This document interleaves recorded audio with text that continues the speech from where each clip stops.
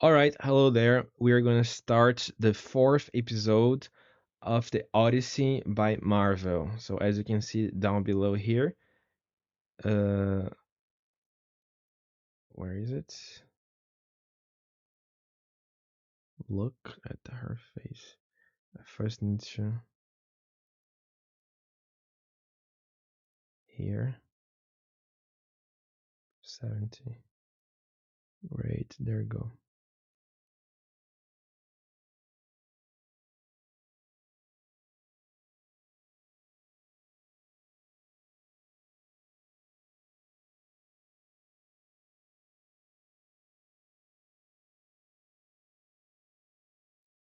Where is it? Okay, here. So this is Circe and the pigs. 10 years after he sailed for home following the Trojan War, Odysseus, warrior king of Ithaca, was being held on an isle by the goddess Calypso. Meanwhile, back in Ithaca, his faithful wife Penelope held at bay the rapacious suitors who wished her to wed one of them. Zeus and the other Olympian gods decided that Odysseus should at last continue his voyage homeward, but Poseidon, god of the sea, who hated the Ithacan, sent a storm that nearly drowned him. The goddess Athena brought the Ithacan to the island of Scheria. To its king Alcinous and Queen Arete, in exchange for their hospitality, Odysseus related the tale of his clashes with the fierce Cicons and the towering Laestrygonians, with the Lotus Eaters, whose plans when consumed made men lose all desire to go home; of Polyphemus, the one-eyed man-eating giant, who devoured several of his sailors before Odysseus and the others escaped; and of the wrath of Poseidon, for Polyphemus was the sea lord's son, and the god meant to prevent Odysseus from ever reaching his homeland, or at least make him suffer greatly on the journey. Okay. From there, we journeyed to the island where lives Aeolus, whom Zeus had made captain over the winds. His isle floats upon the sea, guarded by a wall of iron. For a whole month, Aeolus listened to my tales of Troy. Then I fear I must now depart, O my king. Then I will further you on your way.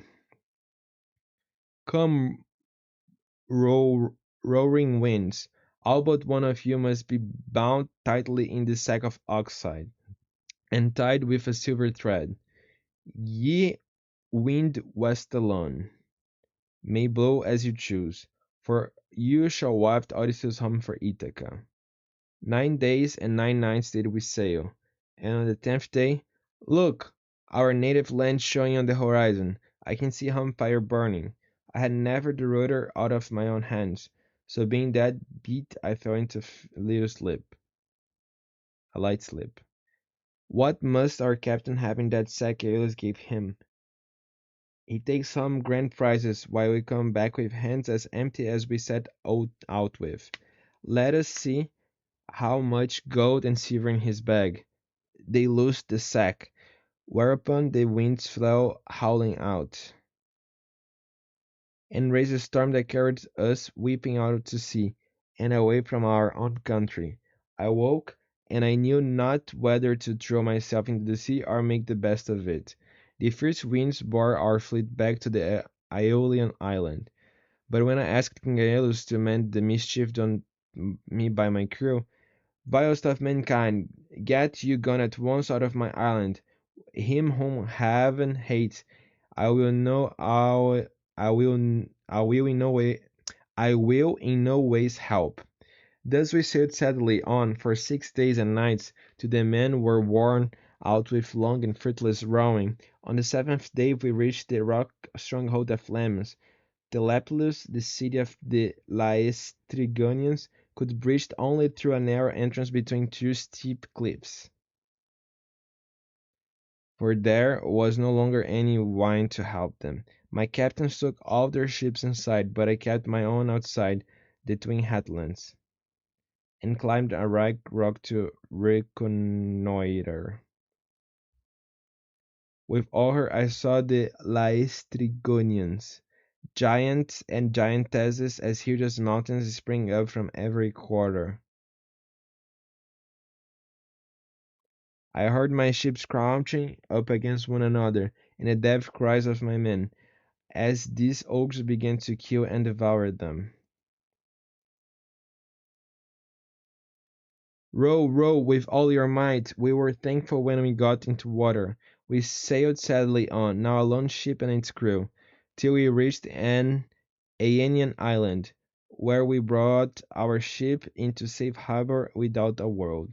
For 2 days and 2 nights, worn out in body and mind, we lay there.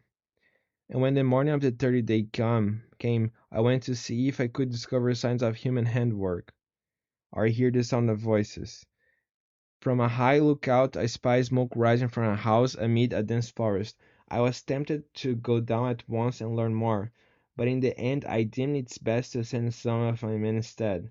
On my way back to the ship, some god took pity upon me, and sent a fine antler stag for the bronze point out of my spear. Here, look here, my friends, we are not going to starve at least. Where Rose finger down Rose again. We would divide the crew into two companies, one commanded by myself, the other by you, Eurylochus. We shall cast lots to see which group visits the house. Then lot fell upon Eurylochus. He set out with his 22 men, weeping because they remembered the Laestrygonians and that savage Cyclops Polyphemus, and we who were left behind wept also. When they reached the edifice built of cute stones, they saw wild mountain wolves and lions. They prowled all around this strange house. Yet they did not attack us. They wagged their great tails. They fawned upon us. They rubbed us with their noses. I am Circe, and I bid you enter. They thinking no evil followed her. She turned them with a stroke of her wand into pigs. They were like pigs, had hair and all, and they growled just as pigs do. But their senses were the same as before, and they remembered everything. Into her great house. All but Eurylochus suspect his mischief. Eat, I have cheese, honey, and meal. I drink, I give you Premian wine. But she had drunk the wine, and when they had drunk, okay, this one was the last. Come, stop your squealing. I will shut you up in my pens, and throw your corns and beech masts, such as pigs eat. Eurylochus was overcome with dismay, but hurried back to tell me what happened, and not one of them ever came out. Show me the way. Sir, do not force me to go with you. Let us rather flee and save our own lives. Stay where you are, but I am most urgently bound to go. As I neared the great house of the enchantress, I was joined by the god Hermes, disguised as a young man in the heyday of his youth and beauty. Surely you do not fancy you can see your men free. You will never get back and will have to stay there with the rest of them, unless I protect you. Take this herb which the gods call moly. Keep it about when you go to Circe's house, and it will be a talisman to you. When I reach the gates, Muse, tell me the deeds of golden Aphrodite, who stirs up sweet passion in the gods and subdues the traps of mortal man. Greetings, fair one. I have come far and I thirsty. Come in then, weary stranger. Sir, sit there and rest your feet on yonder footstool. You drink this potion I have mixed for you. There now. Be off to the pigsty, and make you lair with the rest of them. I think I may kill you instead. Who are you? How can that be that drugs have no power to charm you? Never yet was any man able to send so much as a taste of the herb I gave you. You can be none other than the bold hero Odysseus. Hermes always said he would come here some day while on his way from Troy. Shadowy sheath your sword and let us go to bed, that we may make friends and learn to trust each other. How can you expect me to be friendly when you have turned all my men into pigs? I will consent to nothing, unless you will first take your solemn oath to plot to further harm against me. So I do swear, binding myself by all the gods in Olympus, by Zeus and Hermes and Apollo, by Athena and Isis and Demeter, by Aphrodite and Artemis, and when she said complete her oath, I went up into the beautiful bed of CIRCE. Circe. Oh, that's the end? No. Later, her four housemaids, who were the spirits of groves and fountains, prepared me a bath, to take the tiredness and stiffness out of my limbs. Why do you not eat what my servants have set before you? You ought not still be suspicious, for I have sworn solemnly I will not hurt you. I cannot eat or drink in your house until you have set my friends free. You shall see with your own eyes. Then they opened the pig's door, and my men came out like so many prime hogs and stood looking at her. She anointed each with a second drug. Wearying the bristles that the bad drug had given them fell off, and they became men again, younger, taller than they were before. Our captain has saved us. Odysseus, go bring the rest of your men here. Soon all my crew were in land. Though Eurylochus still had to his suspicions. You have all suffered at sea, but that is over now. We stayed with Circe for a whole 12 months, fasting on an untold quantity both of meat and wine. But when the year had passed, sir, it is time we saw again our house and native country. Yes. Thus, when the sun had gone down, Circe, please keep the promise you made me about furthering me in my homeward voyage. I want to go back, and my men are always pestering me with their complaints. You shall you shall none of you stay here any longer if you don't wish to. But there is another journey which you must take before you can sail homewards. You must go to the house of Hades and Proserpine. There you must consult the ghost of the blind Theban prophet Tiresias. To him alone has a dread Proserpine left his understanding even in death, while the other ghosts flit about aimlessly. And who shall guide me on this voyage? For the house of Hades is a port that no ship can reach. You need no guide.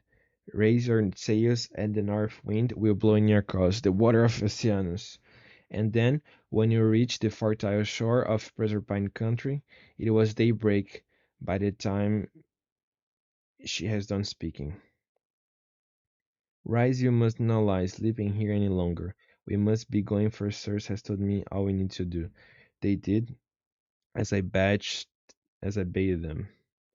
But one young seaman named Elpenor was lying drunk on the housetop, to sleep off his liquor in the cool. When he heard the noise of the men bustling about, he jumped up, so that he tumbled off the roof and broke his neck.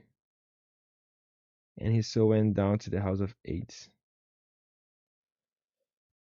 When I had got to the men together, I told them that before we went home we must go to the house of Hades and Proserpine to consult the ghost of Tiresias. The men threw themselves on the ground, groaning and tearing their hand. But they did not mend matters by crying. When we reached the shore, Circe bade us farewell,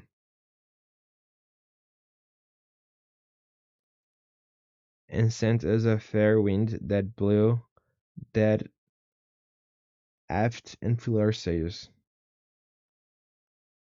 All right, so we just finished another one, and thank you for listening until here. Please hit the service like button and let me know what you think about this one.